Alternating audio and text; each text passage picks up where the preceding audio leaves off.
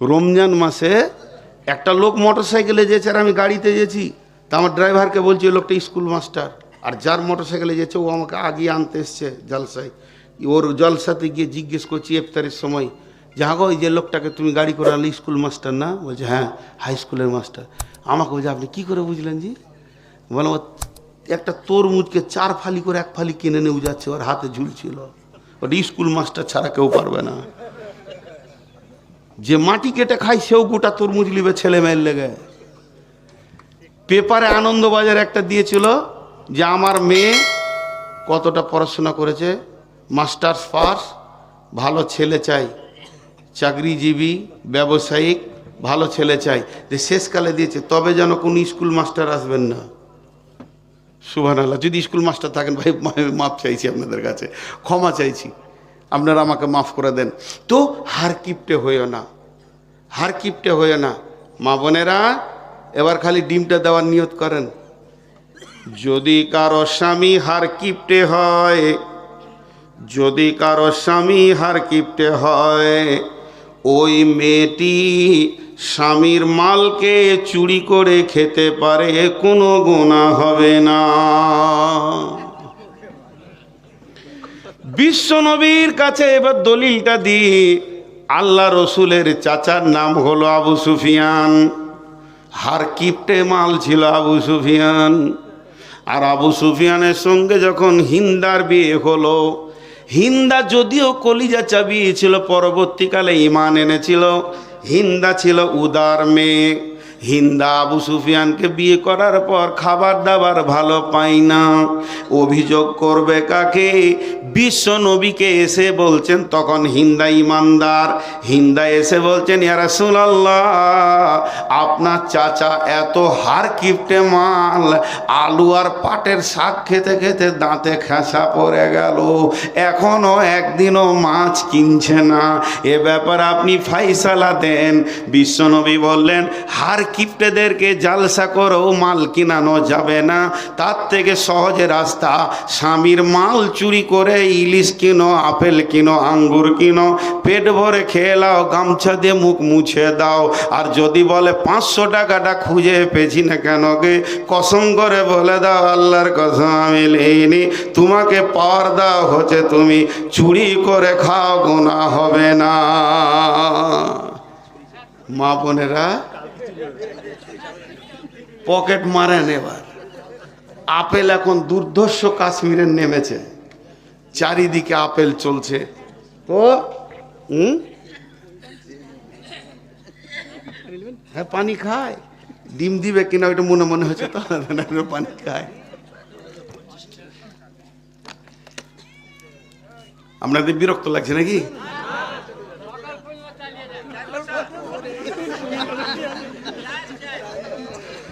না আসলে আমি অনেক সুগারের রুগী, আর এখন সারা বছরটা পড়ে আছে, আর বেশিক্ষণ আমি চালাচ্ছি না আপনাদেরকে। তো কি হলো, স্বামীর মাল স্ত্রী চুরি করতে পারে। 3 জন চোর নয়, 2 জন চোর নয়, 2 জন চোর নয়। কে কে বলেন তো? একটা হচ্ছে ছোট ছেলে মেয়ে, বাচ্চা ছেলে মেয়ে মা বাপের পকেট থেকে পয়সা বের করলে ও চোর নয়, ও না বলে নিতে পারে। আর কে চোর নয়? আর চোর নয় স্ত্রী স্বামীর পকেট থেকে ওই পরিমাণে মাল নেবে যে পরিমাণ ওকে খেতে মন গেছে, তা বলে 5000 টাকা নিয়ে ছোট ভাইকে পাঠিয়ে দিলে যে ভালো প্যান্ট কোট করে লিগাই দে, কাবিরা গুনাহ হবে। ওটা কোরআন বলে দিয়েছে। আবার তার দলিল কি? বিসমিল্লাহির রহমানির রহিম, ফাসসালিহাতুন কানিতাতুন হাফিজাতুন লিল গায়বি বিমা হাফিজাল্লাহ। ও সতীসাধী নারী রে, তোমরা সলেহা হয়ে যাও, অল্পে সন্তুষ্টি হয়ে যাও এবং হিফাজত করনেওয়ালি হয়ে যাও।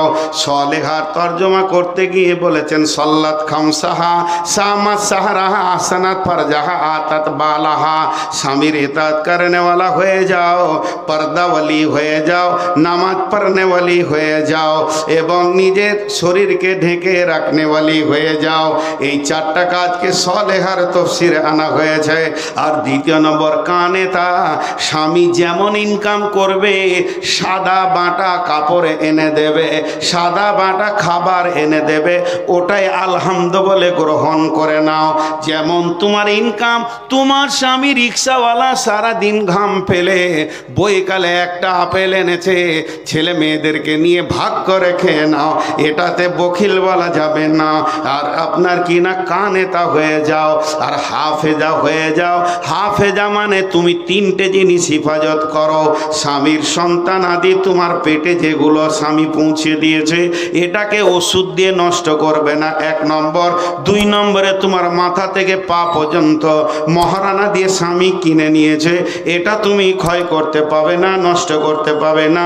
3 নম্বর, স্বামীর ঘরে যে মাল আছে, টাকা পয়সা, সোনা দানা, চাউল ডাউল, আনাজ আছে, এগুলো তুমি খরচা করে দিতে পারবে না। স্বামীর বিনা হুকুমে মা বাপকে তো দেওয়ার কথা, অতিরিক্ত দান করতে পারবে না। অতএব তোমাকে দান করতে গেলেও স্বামীর পারমিশন নিতে হবে। স্বামীর মালের তুমি হিফাজত করো। অতএব আপনি মনে করবেন যে আমি স্বামীর পকেট থেকে 2000 টাকা চুরি করে নিব, 500 টাকার মাল কিনে খাবো, ও শখ দিয়েছে, আর আমি 1500 টাকা ভাইকে, বাপকে, বন্ধু বান্ধবীকে দিয়ে দিব, চলবে না, চলবে না। স্বামী যদি হার কিপটে হয়, তাহলে খাওয়া পরিমাণ মালটা তুমি নিতে পারবে, এর থেকে অতিরিক্ত নিতে পারবে না। ডিমটা আমার গেল, একটু ভরসা আছে। চুরি করার পারমিশন তো দিয়েছি। মেয়েদের ওইটা একটা ভালো বিজনেস, কিন্তু চুরি করে করে অনেক পয়সা করে। জি, তো এটা হলো 8 নম্বর। 9 নম্বরে নবীজি বলছেন পুরুষদেরকে, ওয়ালা তারফা আনহুম আসাকাল আদাবা, খবরদার আদবের লাঠি হাতছাড়া করবে না। একদিকে তাদেরকে ভালোবাসবে, অন্যদিকে শাসন করা রাখবে। তারা যেন কোরআন হাদিসের বাইরে না চলে, শরীয়তের বাইরে না চলে। যেহেতু আমার নবী বলেছেন আমার প্রত্যেকটি উম্মত হলো রাখওয়াল, তার কারণ হচ্ছে যে ফ্যামিলিটা আপনার ইনকামে চলছে, ওই ফ্যামিলি আপনার অনুগতে চলছে, তারা যদি শরীয়ত গর্হিত গুনাহ করে, কিয়ামতের মাঠে আপনাকে জবাব লাগবে। অতএব তাদেরকে খাওয়াও ভোগ, আবার তাদেরকে শাসন কর, দেখাও লাল চোখ। খবরদার বেনামাজি চলবে না, এ ঘরে তেলাওয়াত বন্ধ হবে না। খবরদার সময়ে নামাজ পড়তে হবে, কোনো অজুহাত চলবে না, সব দিকটা শাসন করা রাখতে হবে। জি, খুব সত্য কথা বলছি। বুঝাতে গিয়ে ঘরের কথা বলে দিলাম, কিছু একটাও বলছি। বিয়ে হয়ে গেছে আমার 1-1.5 বছর, তারপরও আব্বার মার খেয়েছি। আমার আব্বা এত কড়া মানুষ ছিলেন, আমরা দাঁড়িয়ে দাঁড়িয়ে মার খেয়েছি। তো অপরাধটা কি ছিল শুনলে আপনারা বলবেন এটা অপরাধী নয়। বিয়ের বরযাত্রী গিয়েছিলাম, এটাই অপরাধ। বিয়ের বরযাত্রী গিয়েছি, নিজের ফুফাতো ভাই জোর করে নিয়ে গেল, ছাড়লো না, তুই চো। গেলাম, ঘুরে এসেছি, রাখাচ্ছে না আমার সঙ্গে। আব্বাকে মুসাফা করছি, বাপ বেটা আমাদের সালাম মুসাফা হতো, কোথাও গেলাম এলাম বাজার থেকে, তো মুসাফা করছে না। আমাকে পরিষ্কার বলছে, তুই বাড়ি থেকে বের হয়ে যা, তোর সাথে আমার কোনো সম্পর্ক নেই। অথচ আমার আব্বা আলিম ছিলেন না, সাধারণ চাষি মানুষ, চাষি মানুষ, তুই বেরিয়ে যা। দিয়ে তারপরে বসলো মুরালিয়ে, আমাকে সামনে বসিয়ে বলছে, তুই আমাকে হাদিস দেখা যে বেটির বাপের ঘরে 200 লোক গিয়ে খেতে হয়, তারপরে তোর সঙ্গে আমার সম্পর্ক। রসুলের দুশ্মন আমার দুশ্মন, আমাকে পরিষ্কার বলছে, বাড়ি থেকে বের হয়ে যায়। বিয়ে দিয়ে দিয়েছি, বললে কেটে পড়, ছাড়, আমার আল্লাহ আছে, আমি কারো ভরসা করি না।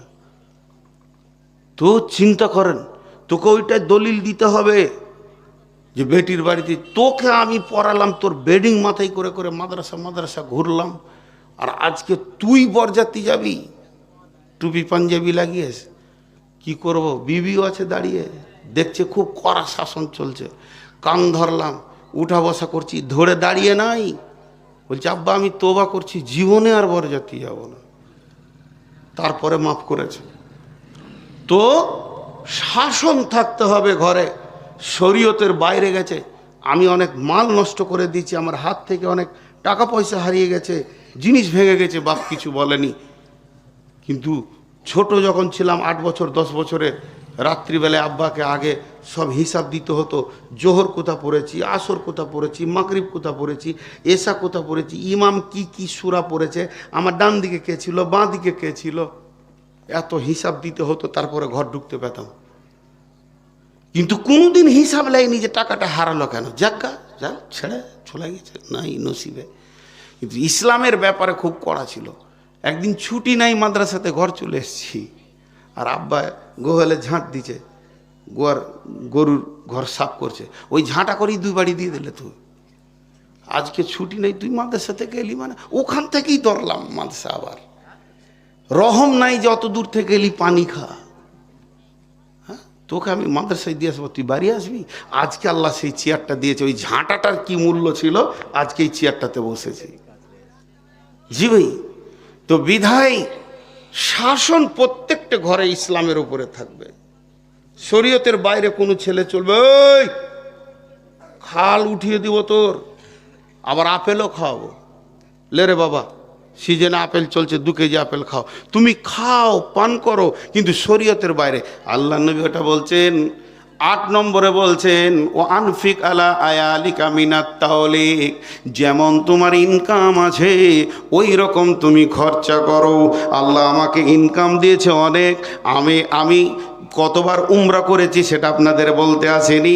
আমার বিবি অন্তত 6 থেকে 7 বার উমরা করলো, আমার মেয়ে 6-7 বার উমরা করেছে। আল্লাহ আমাকে 17 থেকে 18 বার নিয়ে গেছে। আল্লাহ তাবারাক ওয়া তাআলা অত্র এলাকায় 20 থেকে 25 জন আলেম আমার সঙ্গে উমরা করেছে, তাদেরকেও আমি আল্লাহর রাস্তা, আল্লাহর ঘর দেখিয়েছি। আল্লাহ তাবারাক ওয়া তাআলা এইভাবে দিন কাটিয়ে নিয়েছে। এর জন্য আমার রব বলছেন, আমার নবী বলছেন, মাঝরে ও আনফিক আলা আয়ালিকা মিনাত তাওলিক, তোমার যেমন ইনকাম আছে তুমি সেরকম খরচা করো, কিন্তু ওয়ালা তারফানহুম আসাকাল আদাবা, খবরদার তুমি আদবের লাঠিটা হাতছাড়া করে দিও না, ওটাকে তুমি ফেলে দিও না, ওটাকে কাজে লাগাও। শরীয়তের বাইরে চললে তুমি লাঠিকে কাজে লাগাও। তাহলে 9টা বলা হয়ে গেল। 9 কথার 1 কথা, 10 কথার 1 কথা, লাখ কথার 1 কথা, কোটি কথার 1 কথা, সব কথাগুলো যার দাম, নবীজির শেষ কথাটা তার থেকে লাখো গুণে দাম। বিশ্বনবী শেষকালে বলছেন, 10 কথার 1 কথা মোহর মেরে দিয়ে বলছেন, ও আখিফহুম ফিল্লাহে। কত ছোট কথা, কত ওজন আর কত ছোট কথা। বিশ্বনবী বলছেন, মাছ আমার এই কথাটা যদি তুমি একবার শুনে নাও, কোনো গুনাহ তোমার গায়ে টাচ করবে না। ও আখিফহুম ফিল্লাহে, জলে থাকো, স্থলে থাকো, ভাসমান আকাশে প্লেনে উড়ে যাও, কিংবা সমুদ্রের মাঝে ভাসমান থাকো, জঙ্গলে থাকো, জনসমুদ্রে থাকো, একা থাকো, পৃথিবীর যে কোনো কোণে থাকো না কেন, সুস্থ থাকো অসুস্থ থাকো, আর ফ্রি থাকো চাই ব্যস্ত থাকো, এই জিনিসটা সব সময় সঙ্গে রাখবে। ও আখিফহুম ফিল্লাহে, আল্লাহর ভয়কে সঙ্গে রাখিও। তোমার সঙ্গে যদি আল্লাহর ভয় সব সময় থাকে, তোমার গায়ে কোনো গুনাহ টাচ করবে না।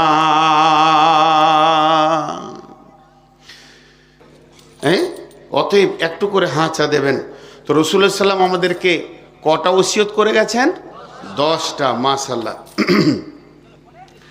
নাম্বার 1, প্রথম নাম্বারটা আল্লাহর নবী বলছেন, লা তুশরিক বিল্লাহি শাইয়া ওয়া ইন কুতিলতা আও হুররিকতা শব্দ আরবিতে দুটি ব্যবহার করেছে। ওয়া ইন মানে যদি, কুতিলতা হুররিকতা আও মানে এবং, ইন কুতিলতা আও হুররিকতা যদি তোমাদেরকে কেটে পিস বানিয়ে দেওয়া হয়, কিংবা জীবিত গায়ে তেল দিয়ে আগুন ধরিয়ে পুড়িয়ে দেওয়া হয়, তারপরেও তোমরা আল্লাহর সঙ্গে কাউকে শরীক করিও না। জি, আজকে আমরা কোথা বাস করছি বলেন? ভারতলায়, বদরে। এটা বদরের প্রান্তে আছি আমরা। কোন সময় লাগবে কোনো ঠিক আছে বলেন? কথাটা ঠিক না ভুল?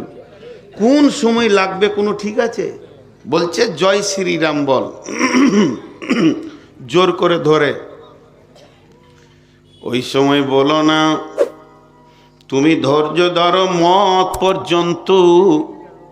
যখনই তোমার মত হয়ে যাবে এক আল্লাহর ইমানের ওপরই, হুর পরীরা তোমার জন্য হাতছানি দিয়ে ডাকছে। ওয়াইন কুতিলতা আও হুররিকতা 1400 বছর, এখন 1400 আর বলা যাবে না, 1450 বছর আগে বিশ্বনবী বলে গেছেন। একদিন আগে নয়, দুদিন আগে নয়, কত পুরাতন যুগে তিনি কথা বলে গেছেন। উম্মতেরে, তোমাদের অবস্থা এমন আসবে, একদিকে তোমাদেরকে কেটে পিস বানানো হবে, না হয় তোমাদেরকে জ্বালিয়ে পুড়িয়ে ছাই করে দেওয়া হবে। যেটা চলছে ফিলিস্তিনের ময়দানে, বোম দিয়ে জ্বালানো হচ্ছে, পেট্রোল দিয়ে জ্বালানোটাও জ্বালানো, তেল দিয়ে জ্বালানোটাও জ্বালানো, কেরোসিন দিয়ে জ্বালানোটাও জ্বালানো, বারুদ দিয়ে জ্বালানোটাও জ্বালানো। আল্লাহর নবী বলছেন, খবরদার ওই অবস্থায় তুমি ঈমানকে রাখবি। আপনারা ফেসবুক দেখছেন না? আমি একটা ছেলেকে দেখলাম, কত বয়স হবে, 10-12 বছর, এইখানটা গোটা পুড়ে শেষ হয়ে গেছে, বুকের ওপরে রক্ত। ওরই বয়সের কাছাকাছি ওর একটা ভাই পাশে রয়েছে, তোকে আরবিতে বলছে, ভাই শহীদ হচ্ছিস, আল্লাহ বল, আল্লাহ বল, আশহাদু আল্লাহ বল। তো হালকা করে আশহাদু আল্লাহ বলছে। ছোট ছোট শিশু, একদম মাসুম পুতুলের মতো, সে তা জানে না তার আব্বা আছে কিনা, তার মা বেঁচে আছে কিনা, চোখে দেখে তাকানো যাচ্ছে না। তারপরেও ছেলেগুলো এত রক্তাক্ত অবস্থায় চিল্লা চিল্লি কাঁদা কাঁদি নাই কেন? এই সবরটা কে দিয়েছেন? আল্লাহ। আল্লাহ তাদেরকে আরো সবর দান করুন। আমিন বলেন, আমিন বলেন। এত কমজোর হয়ে গেছি আমরা, আল্লাহ তাদেরকে আরো সবর দান করুন। আর বেঈমান ইসরায়েলের ইহুদিদেরকে আল্লাহ ধ্বংস করুন। হাদিসে আছে এরা পালাবার রাস্তা পাবে না, আছে রসুলের হাদিস আছে। এদের ভবিষ্যৎবাণী, এরা গাছের কাছে লুকাবে তো গাছও বলে দেবে এখানে ইহুদি আছে, মার। আসবে তাদের সেদিন। তো বিশ্বনবী বলছেন, খবরদার শিরক করিও না।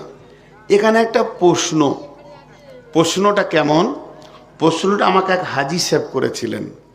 আমি গিয়েছিলাম কোনো কাজে, শিক্ষিত মানুষ, বড় মানুষ, যে হুজুর এই যে বিশ্বজুড়ে মুসলিমদের ওপরে এই অবস্থা চলছে, তো আল্লাহ এখন কি করছে? প্রশ্নটা খুব সুন্দর, শিক্ষিত মানুষ তো, এখন আল্লাহর ডিউটিটা কি? এর উত্তর দুটো আছে, একটা হচ্ছে নেগেটিভ আর একটা হচ্ছে পজিটিভ। নেগেটিভ উত্তর, পজিটিভ উত্তর। তো দুটি উত্তর আপনাদের সামনে দিয়ে দিই। এখন আল্লাহ কি করছেন? হাজি ভাই, এখন আল্লাহ আমাদের ইজ্জত বাড়িয়েছেন। কেন? আমরা সেটা জানি না বলি এটা মনে করছি। নামাজ 5 ওয়াক্তের শুরু হয়েছে মেরাজ থেকে। নামাজ শেষ হয়ে গেছে না চলছে এখন? এই আজান আর নামাজ কতদিন চলবে? যতদিন পশ্চিমে সূর্য না উঠেছে।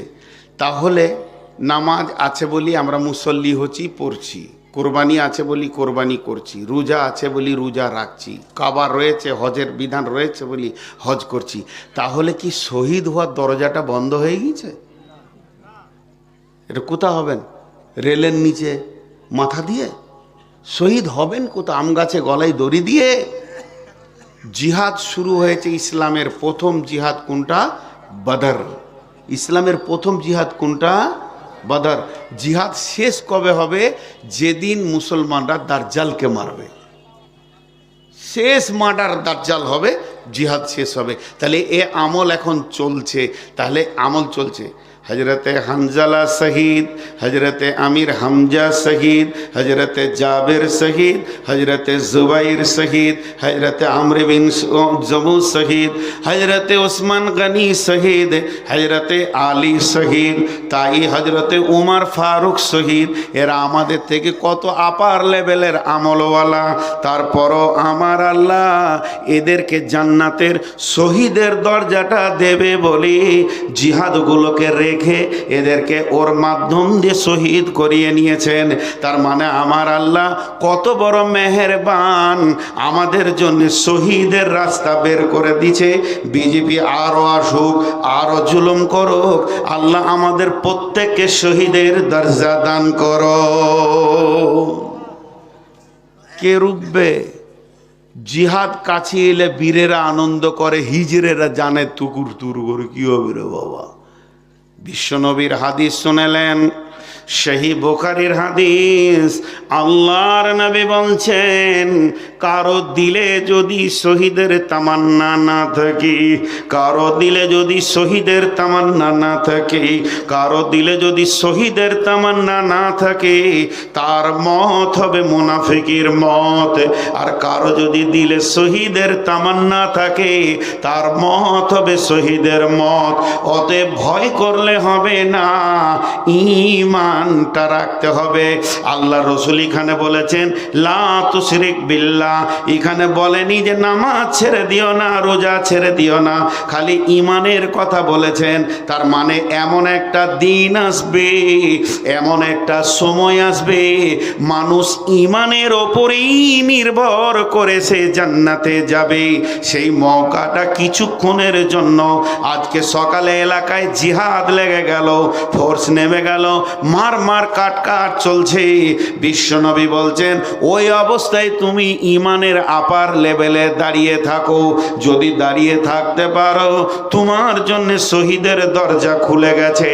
আল্লাহর নবী বলছেন ওয়াইন কুতিলতা হুররিকতা, একজন দুজন করে গুলি করে মারছে, তুমি 13 নম্বরে আছো। দুজন হলো, তিনজন হলো, পাঁচজন হলো, তুমি নির্ভয়ে দাঁড়িয়ে থাকো। আমার রব যেন গুলির ভিতর দিয়ে আমাকে কোলে নিতে চাইছে। অতএব কোনো দিন শহীদের মতে কষ্ট হয় না। আমরা ভাববো গুলিবিদ্ধ হলো, কষ্ট হলো। শুনেলেন আল্লাহর নবী যা বলেছেন তা সত্য। আল্লাহর কসম সত্য, আল্লাহর কসম সত্য, আল্লাহর কসম সত্য, আল্লাহর কসম সত্য। নবীজির জবান থেকে একটা মিথ্যা বার হয় না। তাহলে শহীদের মরণের ব্যাপারে বিশ্বনবী 3খানা কথা বলেছেন। যে লোকগুলো শহীদ হয়, যাদেরকে কেটে ফেলা হয়, গুলি করা হয়, বোম দিয়ে ক্ষত করা হয়, দেখবেন আল্লাহ তাবারাক ওয়া তাআলার নবী এইগুলো যারা দ্বীনকে বাঁচানোর জন্য শহীদ হয়, দুনিয়ার ব্যাপারে নয়, শর্ত হচ্ছে শহীদ হতে গেলে 3টে জিনিস থাকতে হবে। 1 নম্বর হলো ঈমান থাকতে হবে। 2 নম্বরে যে কাজে বের হয়েছে সেটা আল্লাহর হুকুম থাকতে হবে। 3 নম্বরে রসুলের তরিকা থাকতে হবে। এই 3টে জিনিস থাকলে ওটাকে শহীদে গণ্য বলা যাবে। এই 3টের মধ্যে একটা যদি না থাকে, বেঈমান যদি জিহাদে নেমে যায়, তার মত কুত্তার মত হবে। রসুলের তরিকা নাই, তার মত কুত্তার মত হবে। যেখানে আল্লাহর হুকুম নাই, ওই জায়গায় গিয়ে তুমি জান দিয়ে দিলে। কতজন পার্টির জন্য জান দেয়, কতজন ব্যালটের জন্য জান দেয়, কতজন গণনাতে গিয়ে জান দেয়, লেমিনেশন ফাইল করতে গিয়ে জান দেয়। এখানে ঈমান নাই, আল্লাহ নাই, রসুল নাই, এই মতটা কুত্তার মত হবে। এটা হত্যা শুহাদা বলা হবে, শহীদ বলা হবে না। আর যেটাতে ঈমান থাকবে, আল্লাহর হুকুম থাকবে, রসুলের তরিকা থাকবে, সেটা শহীদে গণ্য হবে। আর শহীদকে মৃত বলা যাবে না। আল্লাহ বলে দিয়েছেন কোরআনে, ওয়ালা তাকুলু লিমান ইউকতালু ফি সাবিলিল্লাহি আমওয়াত, যারা আল্লাহর রাস্তায় কতল হয়ে গেছে তাদেরকে তোমরা মৃত বলিও না। আল্লাহ মানা করে দিয়েছে, আর আমরা মৃত বলতে পারবো না। তাদের সম্মানের নাম হচ্ছে শহীদ। বিশ্বনবী মৃত, আবু বকর মৃত, কিন্তু উমর হলেন শহীদ, হযরতে হানজালা শহীদ, হযরতে ওসমান গনি শহীদ, হযরতে আলী রাদিয়াল্লাহু আনহু শহীদ। অতএব শহীদের সম্মান আলাদা রয়েছে। এর জন্যে আল্লাহ তাবারাক ওয়া তাআলার নবী বলছেন, খবরদার শুনে নাও শহীদের মত কিভাবে হয়। শহীদের মতের যাতনা একটা পিপুলিকা কাটার মতো হয়, এর থেকে বেশি যন্ত্রণা হয় না। আপনি আমি দেখব গুলি করছে, ক্ষত বিক্ষত হয়ে গেছে, কিন্তু তিনখানা জিনিস যদি তার ভিতরে থাকে, ইনশাআল্লাহ তাকে পিপুলিকা কাটার থেকে বেশি শব্দ হবে না, আর বেশি কষ্ট পাবে না। বিশ্বনবী বলে দিয়েছেন, শহীদের রক্ত যখনই মাটি টাচ করবে, এখানে আমাকে কাটা হয়েছে, মাটিতে যখনই রক্তের ফোঁটাটা পড়ে যাবে, তার সাগিরা কাবিরা সমস্ত গুনাহ মাফ হয়ে যাবে, সে ক্লিন একদম সাদা হয়ে যাবে। শুধু একমাত্র ঋণের গুনাহ মাফ হবে না, ঋণ যেটা সেটা পরিশোধ করতে হবে। আর 3 নম্বরে বলেছেন বিশ্বনবী, শহীদের গায়ে যখন তালোয়ার আসার আগে তালোয়ারের ছায়াটা আসে, তখনই তার নাকে জান্নাতের সেন্ট পৌঁছে যাবে। বিধায় একটা শহীদ কোনোদিন কষ্ট পায় না। ওইগুলো লোক এত ক্ষত বিক্ষত হয়েছে, কিন্তু দেখেন কেউ চিল্লা চিল্লি হাট করছে না। অতএব বন্ধুরে, আমার নবী বলেছেন, হে মাঝ আমার উম্মতদেরকে বলে দাও, তাদেরকে যদি কেটে পিস করে দেয়া হয় কিংবা আগুনে জ্বালিয়ে পুড়িয়ে ছাই করে দেয়া হয়, তারা পিস হাওয়াটাকে মেনে নেবে এবং পুলে জ্বলে ছাই হয়ে যাবে। কারণ মুসলমানদের দুনিয়াটা কোনো মূল্য নাই, এদের আসল সুখ তো কবরের পরে, হাসরের পরে। বিধায় এরা এটাকে গ্রহণ করে আল্লাহর কাছে চলে আসবে, আর তারা হাসতে হাসতে জান্নাতে যাবে। তারপরও তারা মাথা নত করে এক আল্লাহ ছাড়া অন্য কারো কাছে যাবে না।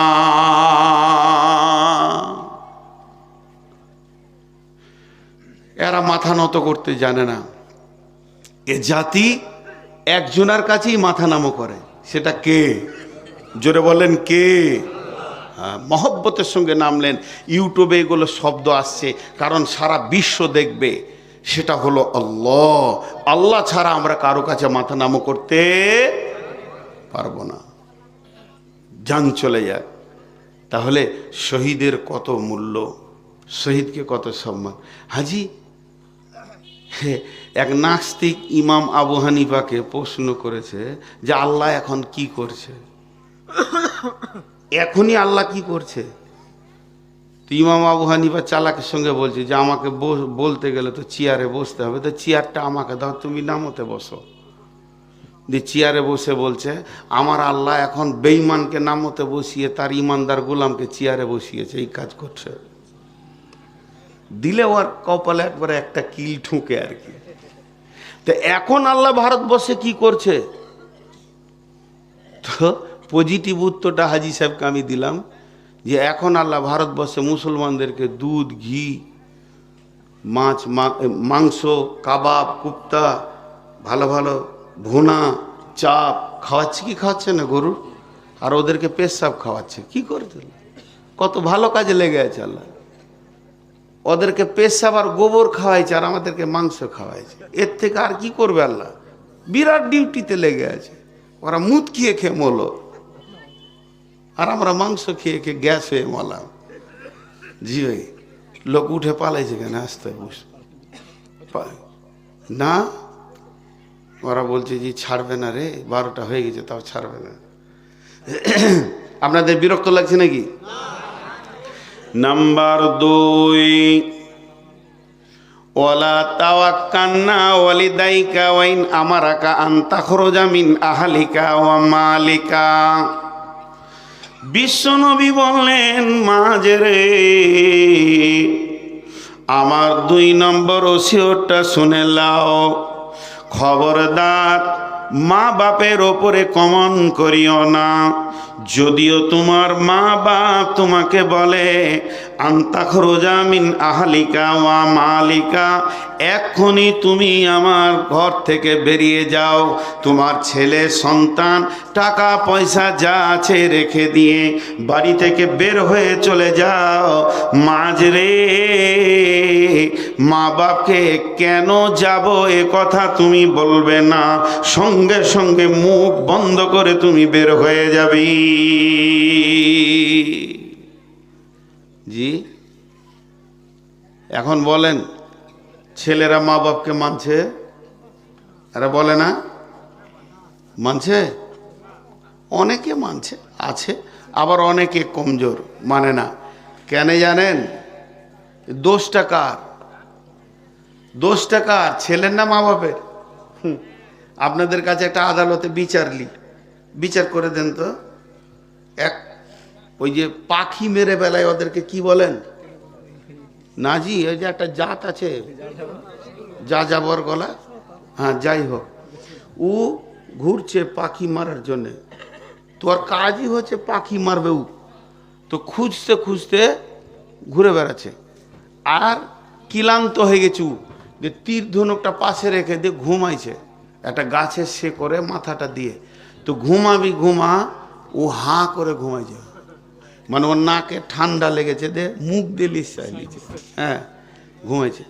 আর একটা বক ওর সামনেই একদম উঁচাতে বসে আছে। ও ঘুমানোর পর বকটা এসেছে আর কি, তো ঘুমাইছে।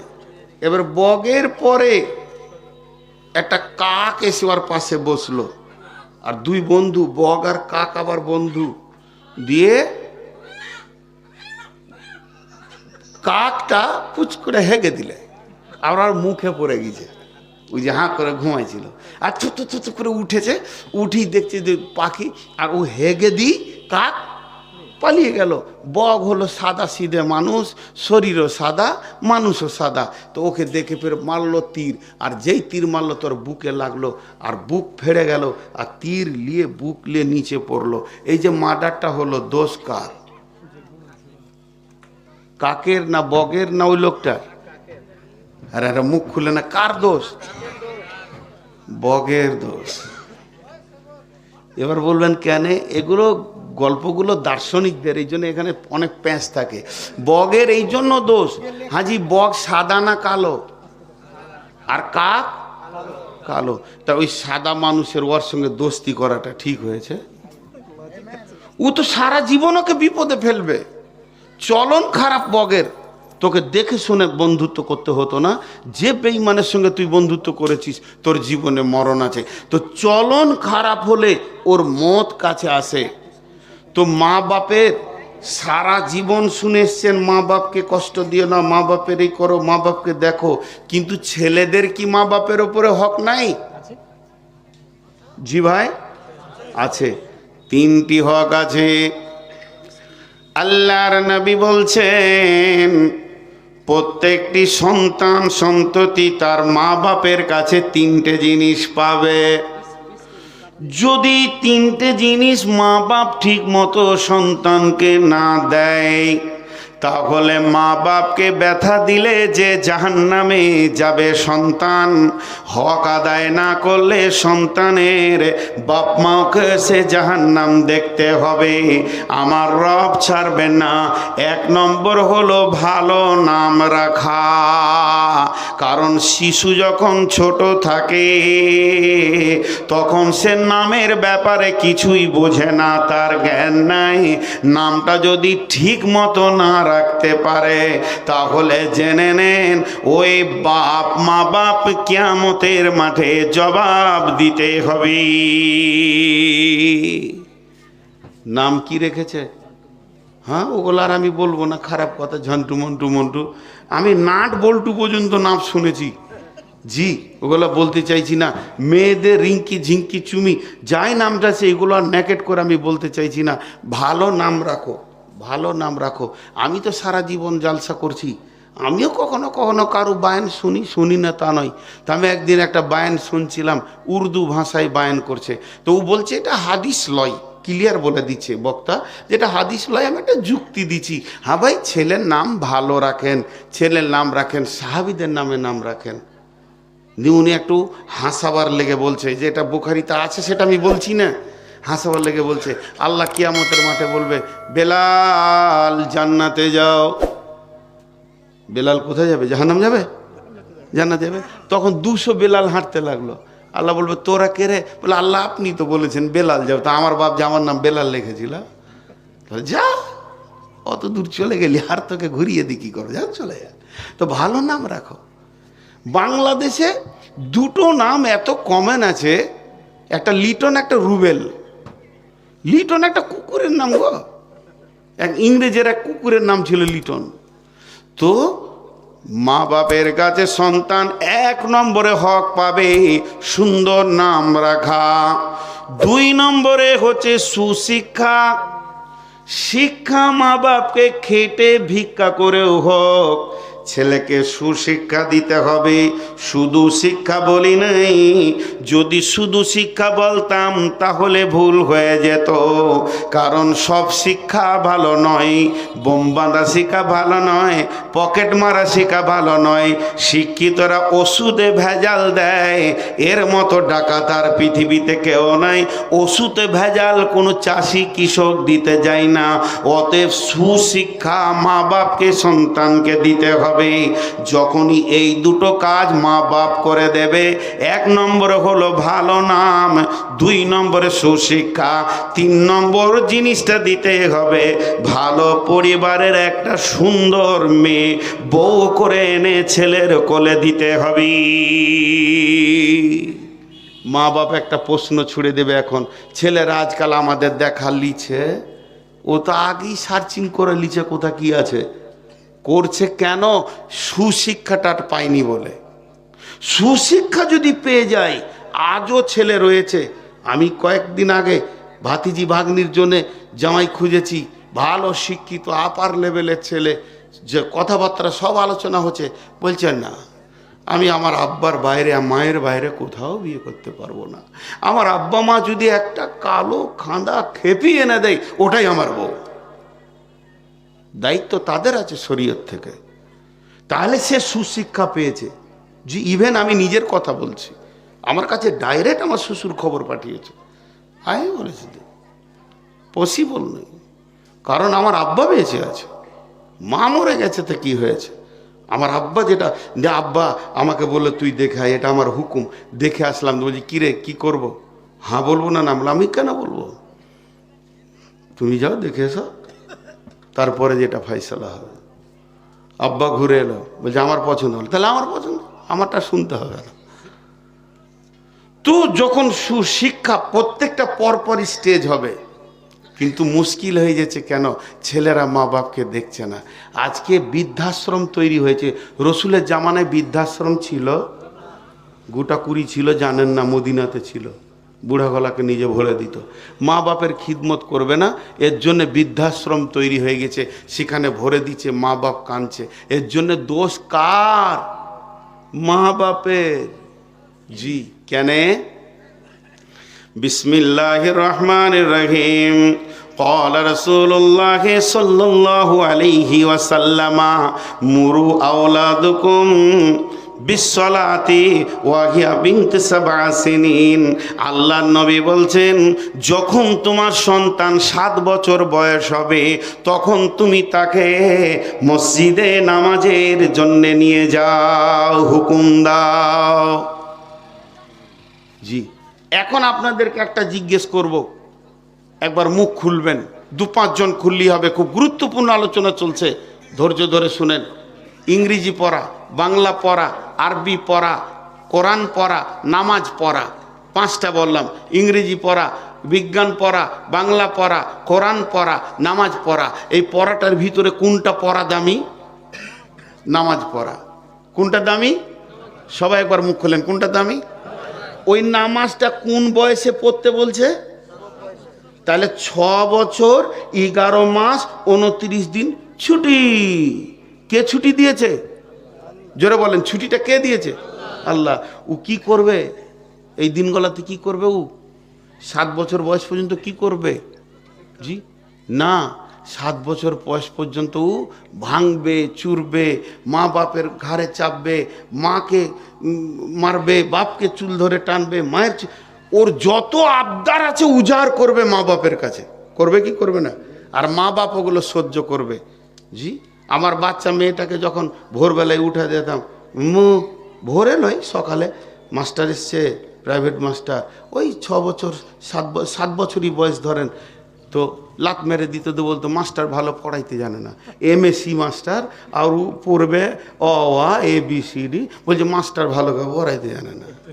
মাস্টারের জ্ঞান মেপে নিলেও তার মানে ও পড়বে না। তো এই লাতগুলো কে খাবে? মা খাবে। তবেই ওই দোয়াটা মানাবে, ওকুর রব্বে হামহুমা কামা রব্বায়ানি সাগীরা।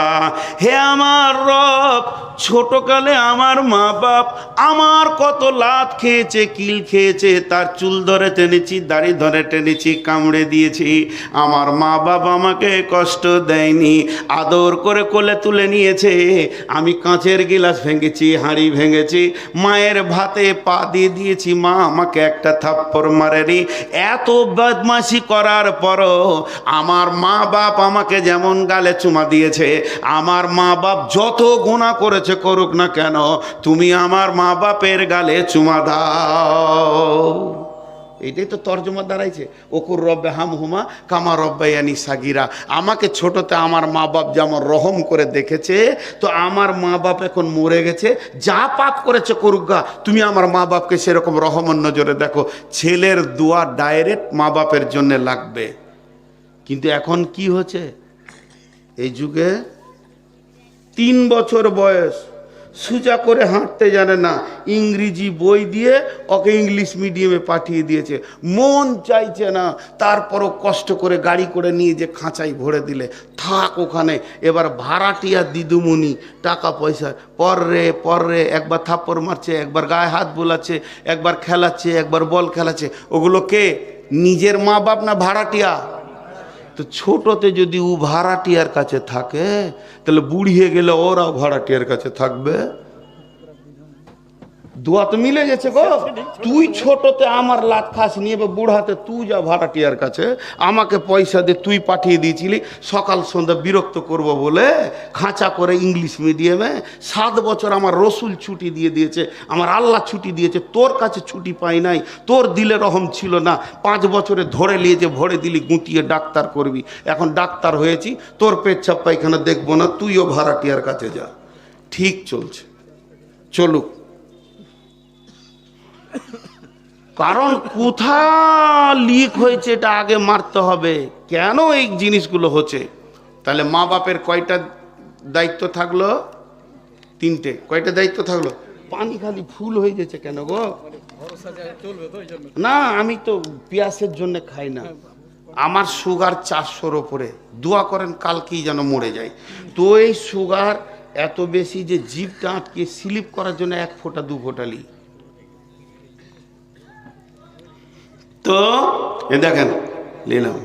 আবার কেউ কেউ গরম পানি এনে দেয়, আমি বলি ওরে ভাই ওটা তো জাহান্নামের খাবার রে ভাই, গরম পানি কেন দাও?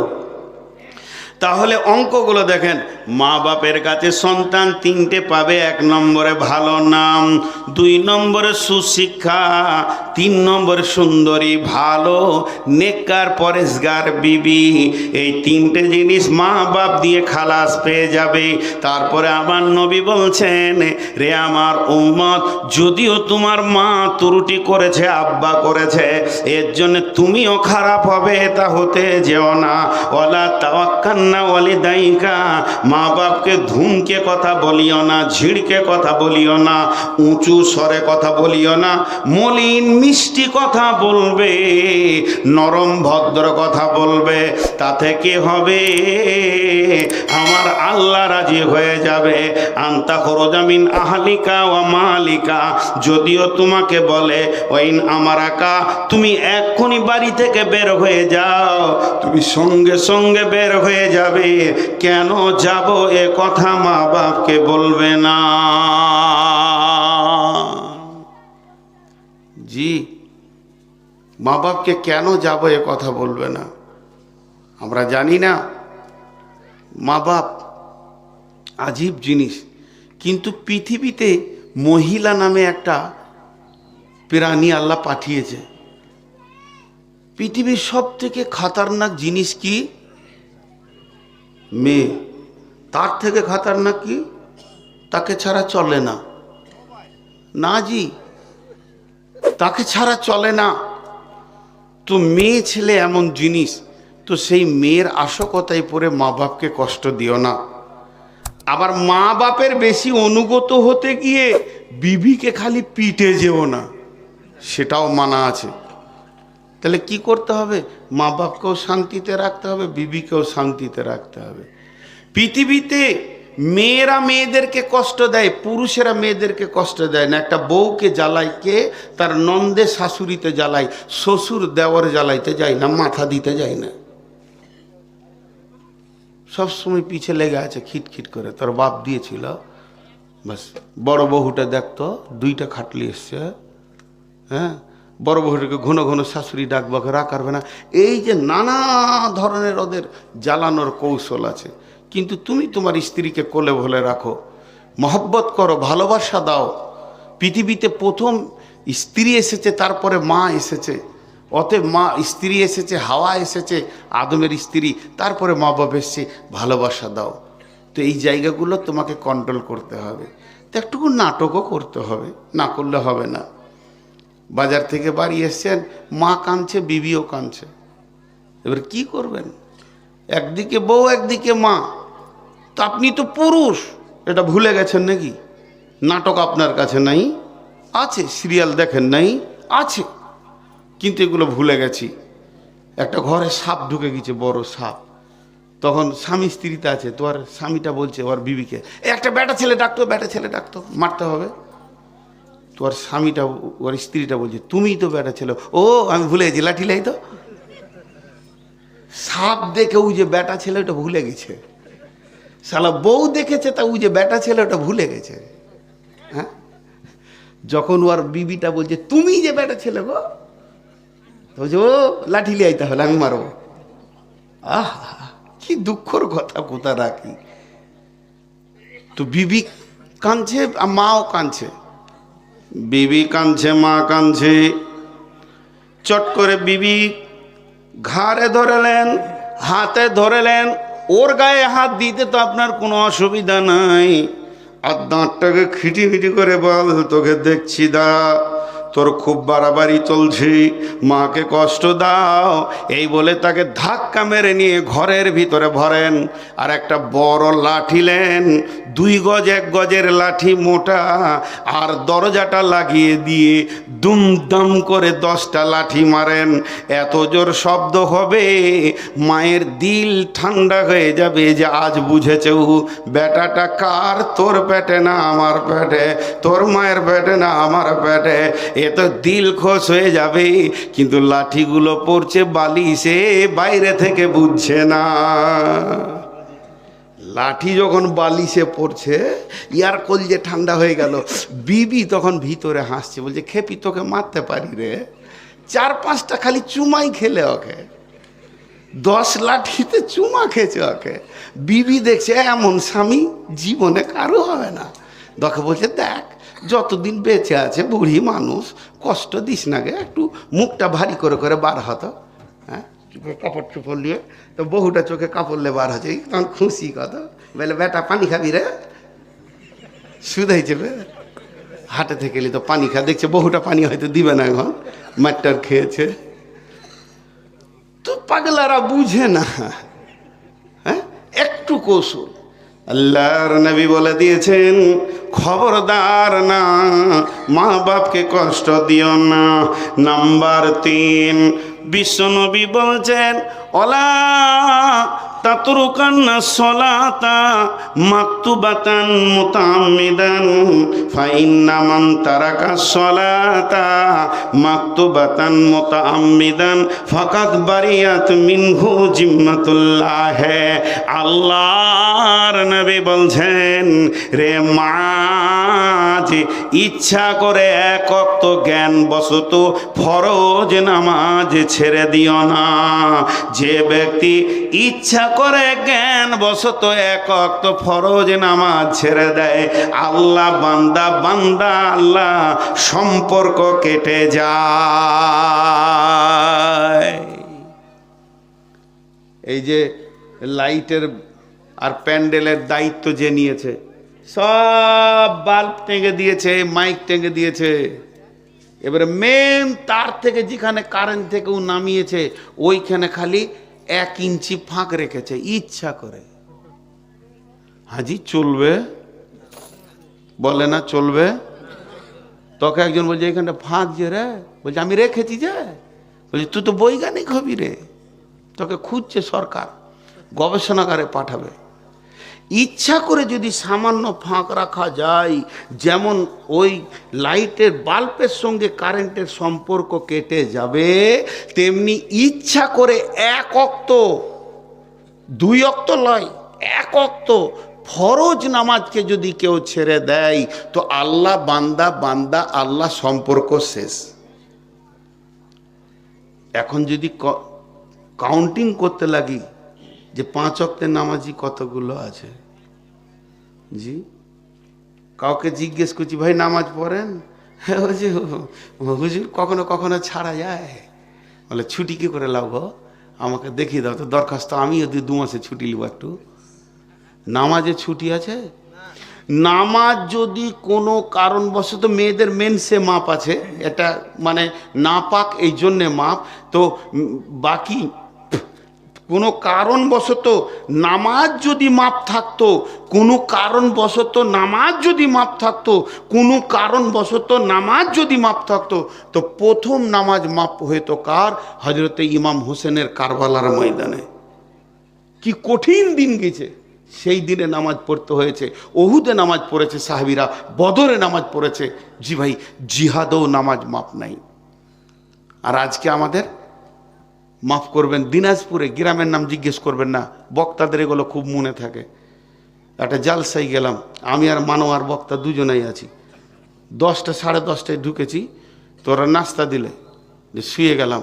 কমিটিকে বললাম ভাই আমরা তো রাত জাগা মানুষ, ঘুমাইলে হুঁশ থাকবে না কিন্তু বলে দিছি, তো অন্তত জোহরের আজান হলে উঠিয়ে দেবেন। আমরা নামাজ পড়বো, গোসল করব, জোহর আসনায় একসাথেই পড়বো, খাবো, আবার ঘুমাবো। রাতটা তো আমাদের দিনটা রাত। তো কমিটির লোক বলে ঠিক আছে শুয়ে যান, যথেষ্ট জায়গা দিলে শুয়ে গেলাম। তো ঘুমাবি 2 বক্তার ঘুম ভাঙছে 2:30টায়, 2:45 হয়ে গেছে। তাড়াতাড়ি মানোয়ারকে উঠে বললে নামাজ পড়েছিস তুই? ওকে আমি জিজ্ঞেস করছি, তুই বলি ছোটো ভাইয়ের মতো, ও আমাকে আপনি বলে, নামাজ পড়লি রে? বলি কোথায় পড়বো, আপনিই তো উঠাইছেন আমাকে। বলে আমিও যে পড়িনি রে। তো কমিটির লোক সব রান্না বান্না করছে, এখানে শুয়ে আছে, এখানে রান্না বান্না আছে। হাজি আজান হলো, মনে সাহেব জালসার দিনে ভেজালে আজান দিতে পারেনি। আজি তুই জালসা কেন করছিস তুই রে? নামাজটাই বাদ।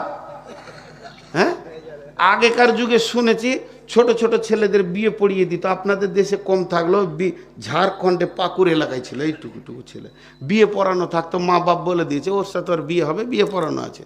তো ছোট মেয়ে তো শুনেছে শ্বশুরকে দেখলে মাথায় কাপড় নিতে হয়। ওর শ্বশুর আসছিল কোথা থেকে, প্যান্টটা খুলে মাথায় লেলিয়েছে। শালা কোন ভেজাল মিটাইছে, শ্বশুরকে দেখে মাথায় কাপড় লিজে, তো পাছা যে খুলে গেল আর হুঁশই নেই। জি, তো এদের অবস্থা তাই, ফরজ নামাজ ছেড়ে দিয়ে মাংস রান্না করছে, ভাবছে নেকির কাজ করছে। তোর এই সামান্য কারণে নামাজ মাফ হয়ে গেল। ইমাম হোসেনের কারবালার ময়দানে হচ্ছে না। আল্লাহর নবী বলছেন মাঝরে ওয়ালা তাওয়াক্কান ওয়ালা তাতরুকান্নাস সালাতা মাকতুবাতান মুতাআম্মিদান ফা ইন্না মান তারাকাস সালাতা মাকতুবাতান মুতাআম্মিদান ফাকাদ বারিয়াত মিনহু জিম্মাতুল্লাহ। মুফতিরা বলছে তোমরা নামাজ পড়ো দাঁড়িয়ে, না পারবে তো বসে, না পারবে তো শুয়ে, না পারবে তো ইশারায়, পারলে উজু করো, পারছো না তো তায়াম্মুম করো, তাতেও যদি না পারো তো বিনা উজুতে পড়ো, না পাক আছো গোসল করে নাও, গোসল করার কোনো ব্যবস্থা নাই তাতেও তুমি পড়ে নাও।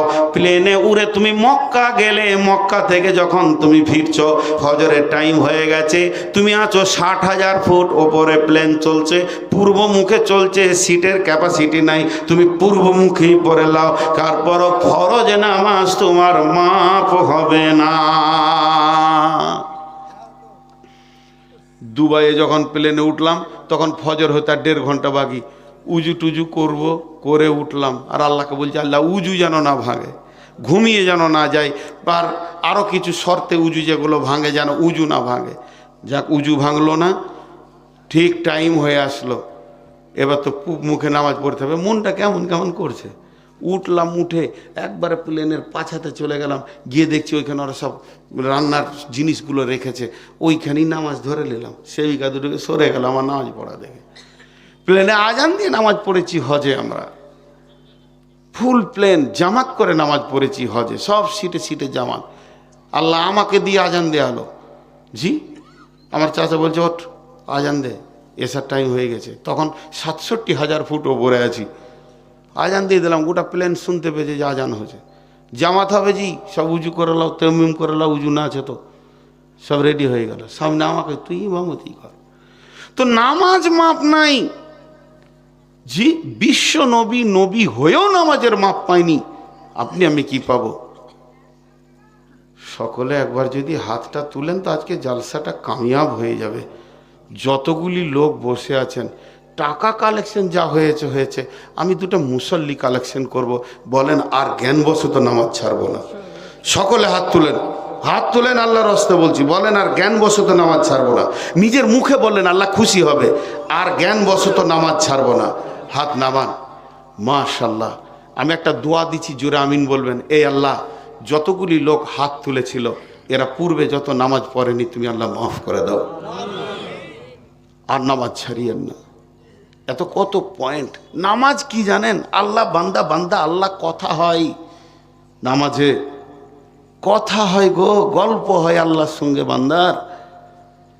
নাম্বার 4, বিশ্বনবী বলছেন মাঝরে ওয়ালা তাশরিবান্নাল খামরা, খবরদার মদ পান করিও না। মদের বোতল খবরদার পান করিও না। ফা ইন্নাহু রাসুন কুল্লি ফাহিশাতিন, এই মদ হলো সমস্ত নোংরা কাজের মাথা। আল্লাহর নবী অন্য জায়গায় বলেছেন ফা ইন্নাহু মিফতাহুন নার, মদ হলো জাহান্নামের চাবিকাঠি। যে লোকটা মদ খেয়ে নিল সে যেন নিজেই জাহান্নামের দরজাটা নিজের জন্য খুলে দিল। মদ পান করিও না। জি ভাই, আপনাদের মালদার লোক মদ খায় না, খায় না? না, আলহামদুলিল্লাহ। বোতল খায়, বোতল খায়